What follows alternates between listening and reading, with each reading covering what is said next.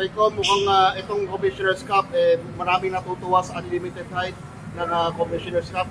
May balak ba tayo i-retain ito para matuwa lalo yung mga fans in the future?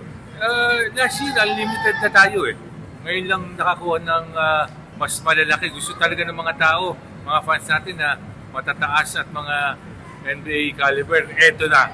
Ito yung mga inintay nila. So, yan. Iniimbitahan din namin po kayo sa anniversary natin sa April 9. Pero non-playing game and non-playing day yun. So, April 8 po. Libreng ticket po. Manood po kayo sa Ninoy Aquino.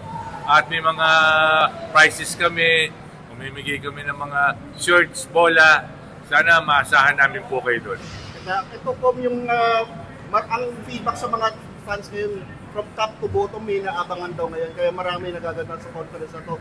In your point of view, ano bang in terms of ratings, kamusta po yung Commissioner's Cup first 3 weeks? Wala tayong duda sa ratings kasi nire-report sa akin weekly na television. Laging mataas ang ratings natin. Nakakatuwa at hindi. Makakapagbigay ligaya tayo sa ganitong problema natin.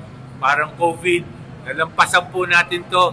Kaya kaya natin lampasan ulit to. And finally, rayain natin na sila sa Wednesday. Di ba yung free game natin? Para pumila na sila na maaga. Yung Wednesday po, April 8, Ninoy Aquino. Abangan namin kayo. Happy anniversary sa atin lahat.